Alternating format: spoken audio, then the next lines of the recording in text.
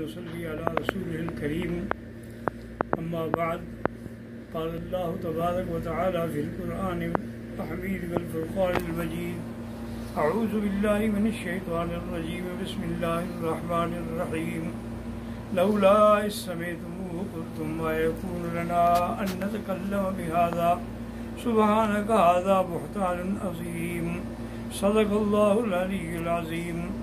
برادران اسلام،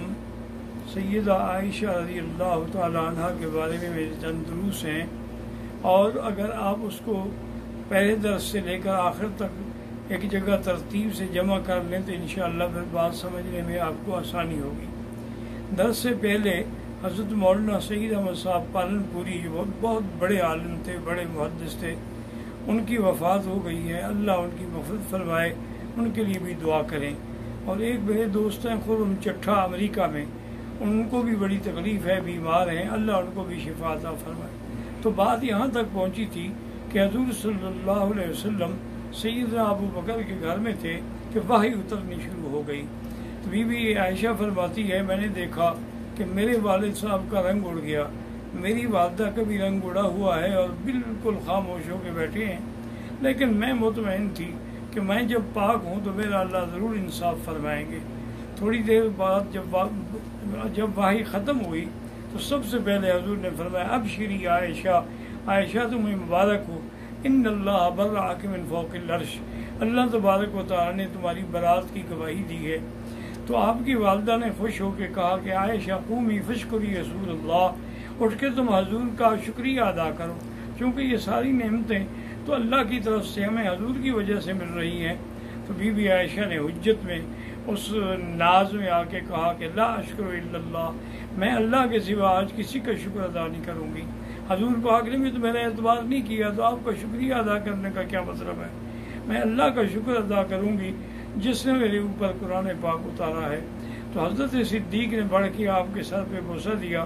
تو be be عائشہ نے فرمایا کہ ابا جان آپ نے پہلے ایسی کیوں نہیں بات کی؟ کیا آپ کو میری عزت و عصمت پہ شک تھا؟ انہوں نے کہا بیٹا ایو سماء تذلنی و ایو ارض تقلنی ان قلت ما لا اعلم، مجھے پھر کون سا آسمان پناہ دے گا، کون سی زمین بوجھ اٹھائے گی کہ میں وہ بات کروں جو میں نہیں جانتا ہوں. تو سیدہ عائشہ صدیقہ کی برات پر تمام صحابہ کرام میں خوشی کی لہر دوڑ گئی،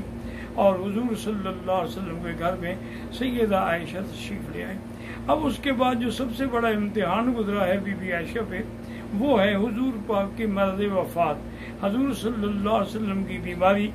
جس میں آپ کو اتنی تکلیف ہوئی ہے کہ جس کا کوئی تصور بھی نہیں کر سکتا ہے.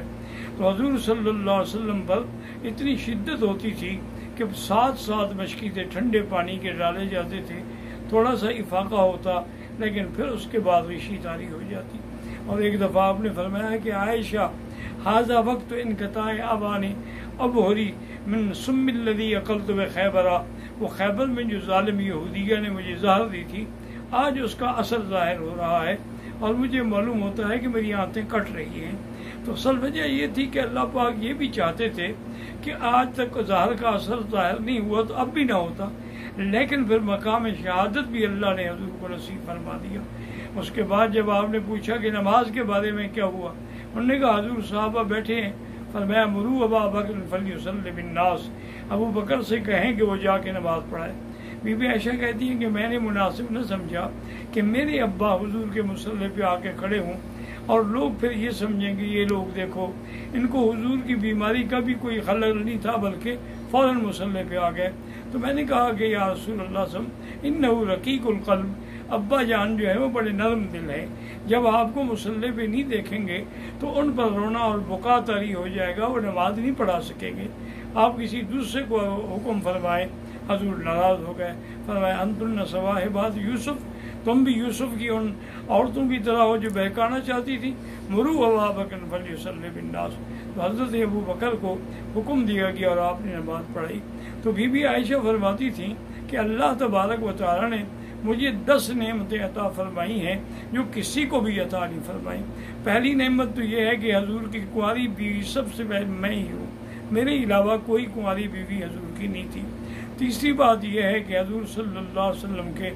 گھر میں میری تربیت ہوئی ہے، اور تیسری بات یہ ہے کہ نوبہ بھی میرا تھا، گھر بھی میرا تھا، اور ما بین سحری و نہری، حضور نے میری گردن کے نیچے اپنا سر مبارک رکھا ہوا تھا اور اللہ سے دعائیں مانگ رہے تھے، اللہم الرفیق الاعلیٰ، اللہم الرفیق الاعلیٰ۔ اس کے بعد میرے بھائی عبد الرحمن آئے، ان کے ہاتھ میں مسواک تھا، حضور نے مسواک کی خواہش کا اظہار کیا، میں نے بھائی سے مسواک لے کے جب پیش کیا تو حضور نے فرمایا کہ عائشہ اس کو تم دانتوں میں نرم کر دو، اب مجھے اتنی ہمت نہیں ہے کہ میں دانتوں سے نرم کر سکوں۔ تو فرماتی ہے کہ اللہ کی شان ہے کہ میں نے وہ مسواک نرم کر کے دیا، تو آخر وقت میں اللہ نے جو حضور کے اندر گئی ہے وہ میری ریق ہے، یعنی میرا لعاب ہے جو حضور صلی اللہ علیہ وسلم کے بطن میں داخل ہوا ہے۔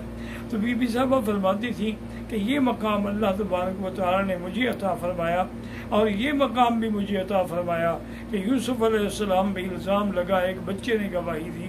حضرت عیسیٰ ابن مریم کی والدہ پہ الزام لگا تو اللہ نے حضرت عیسیٰ علیہ السلام کو حکم دیا، انہوں نے کہا انی عبداللہ آتانی الکتاب وجعلنی نبیہ، یعنی انہوں نے اپنی اماں کی برات کی گواہی دی۔ لیکن جب ظالموں نے سیدہ عائشہ صدیقہ پہ الزام لگایا تو اللہ تبارک و تعالیٰ نے خود برات کا اعلان فرمایا، کیونکہ حضور کی عصمت پر اگر اعتراض آ جاتا، حضور کی عظمت پہ اگر اعتراض آ جاتا، اگر بی بی کی برات سے حضور صلی اللہ علیہ وسلم کی شان جو تھی وہ مزید بڑھ گئی۔ اللہ تبارک و تعالیٰ نے یہ بھی فرما دیا کہ جن لوگوں نے تہمت لگائی ہے ان سے کہا جائے کہ وہ فوراً گواہ پیش کریں، اگر وہ گواہ پیش نہ کریں تو ان کو حد تہمت لگانے کی حد 80 کوڑا جاری کی جائے گی۔ تو بعض صحابہ کو جو بیچارے غلط فہمی سے اس کا شکار ہو گئے تھے ان کو بھی اس حد کا شکار ہونا پڑا، یعنی بی بی عائشہ کی گواہی۔ اور بی بی عائشہ فرماتی ہیں یہ شرف بھی مجھے ملا ہے کہ اللہ نے میرے حجرے کو حضور پاک کی قبر مبارک کی جگہ بھی بنائی۔ حضور صلی اللہ علیہ وسلم میرے حجرے میں ہی دفن ہوئے۔ جب حضور دفن ہو گئے حضرت صدیق روتے ہوئے آئے اور مجھے کہا کہ عائشہ ھذا اول قمر الذی نظر فی بیتک، یہ وہ پہلا چاند ہے جو تم نے خواب دیکھا تھا نا کہ 3 چاند اترے ہیں اور میرے حجرے میں آئے ہیں، آج پہلا چاند تو داخل ہو گیا ہے، اب باقی 2 کا تم انتظار کرو۔ بی بی صاحبہ فرماتی ہیں کہ یہ شرف اور کسی کو نہیں ملا، اور کسی بیوی کو نہیں ملا کہ گھر بھی میرا ہو، نوبہ بھی میرا ہو، باری بھی میری ہو، اور ما بین سحری و نہری، حضور پاک کا سر مبارک میرے سینے پہ رکھا ہوا ہو۔ بی بی صاحبہ فرماتی ہیں آپ انگلی کھڑی کر کے کہتے اللہم الرفیق الاعلیٰ، اور یہ کہتے ہوئے حضور کا ہاتھ مبارک نیچے گر گیا۔ میں سمجھ گئی کہ حضور پاک کی وفات ہو گئی ہے، اور حضور صلی اللہ علیہ وسلم کی روح مبارک نے جب پرواز کیا تو بی بی عائشہ فرماتی ہیں کہ میرا کمرہ جو تھا وہ خوشبو سے بھر گیا، میں نے زندگی میں ایسی خوشبو کبھی نہ سونگھی تھی نہ دیکھی تھی۔ تو یہ بھی دراصل سرکار دو عالم صلی اللہ علیہ وسلم کا اعزاز و اکرام تھا، اس میں کوئی شک نہیں ہے کہ بعد میں اللہ تعالیٰ انبیاء علیہم السلام کو حیات عطا فرماتے ہیں اور ان کا جسد مبارک جو ہے وہ ہمیشہ مٹی سے محفوظ رہتا ہے، حتیٰ کہ حضور نے فرمایا ان اللہ حرم اجساد الانبیاء علی الارض، اللہ تبارک و تعالیٰ نے انبیاء کے جسوں کو مٹی پہ حرام کر دیا ہے، وہ انبیاء علیہم السلام کے بدن کو چھیڑ نہیں سکتے ہیں۔ تو یہ مقام بھی انبیاء علیہم السلام کو ملا ہے۔ اس کے بعد بھی بی بی عائشہ ہر سال حج کرتی رہی، ہر سال عمرے کرتی رہی، اور بی بی عائشہ کا تقدس یہ تھا کہ آپ حالت احرام میں بھی طواف کرتے ہوئے چہرے سے کپڑا نہیں ہٹاتی تھی، چہرے پہ آپ کا کپڑا رہ جاتا تھا۔ اور آپ دیکھتی ہیں کہ حجر اسود پہ رش زیادہ ہے تو اپنی ساتھ جو سہیلیاں تھیں ان کو کہتی کہ میں بوسہ نہیں دیتی، میں لوگوں کے رش کے اندر اختلاط کر کے بوسہ دوں یہ مجھے گوارا نہیں ہے، یا تو رش کم ہوگا، اللہ نے مجھے موقع دیا تو مجھے بوسہ نصیب ہو جائے گا، ورنہ میں رش میں کبھی نہیں جاؤں گا۔ بی بی کو اپنی عزت و عصمت کا اس وقت بھی یہ خیال تھا۔ اور اسی طرح سیدہ عائشہ کی عمر 67 سال تھی جب آپ 27 رمضان کی رات میں وفات ہوئی۔ آپ بھی رمضان المبارک میں وفات ہوئی ہے اور وفات مدینہ منورہ میں ہوئی ہے۔ سارے انتظامات سیدنا معاویہ رضی اللہ تعالیٰ عنہ نے کیے، سیدنا علی رضی اللہ تعالیٰ عنہ نے کیے، لیکن آپ کی نماز پر امام جو ہیں وہ سیدنا ابی ہریرہ ہیں رضی اللہ تعالیٰ عنہ، انہوں نے نماز پڑھائی۔ شاید یہی نسبت ہو کہ حضور کے صحابہ میں سب سے زیادہ روایت کرنے والے ابو ہریرہ ہیں، اور اسی طرح خواتین میں سب سے زیادہ روایت کرنے والی بی بی عائشہ ہیں کہ بی بی عائشہ نے 2010 حدیثیں حضور سے روایت کی ہیں، جن میں 786 جو ہیں وہ صحیح ہیں، یعنی بخاری اور مسلم کے اندر موجود ہیں۔ تو یہ مقام جو تھا یہ بھی بی بی عائشہ صدیقہ کو ملا، اور انہیں جنت البقیع الغرقد میں دفن کیا گیا۔ اسی طرح ایک دفعہ مولانا رومی رحمۃ اللہ علیہ نے ایک مکالمہ لکھا ہے کہ بیٹی اور ماں کے درمیان میں مکالمہ ہوا۔ بی بی فاطمہ کہنے لگی کہ اماں جان، آپ ویسے تو قرآن پاک کے حکم کے مطابق میری ماں ہیں، لیکن میری شان تم سے زیادہ ہے۔ بی بی عائشہ نے فرمایا کہ وہ کیسے؟ انہوں نے کہا نا بنت رسول اللہ، میں اللہ کے نبی کی بیٹی ہوں، تم زیادہ سے زیادہ ابو بکر کی بیٹی ہو، ایک صحابہ کی بیٹی ہو، ایک صحابی کی بیٹی ہو، لیکن میں تو اللہ کے نبی کی بیٹی ہوں۔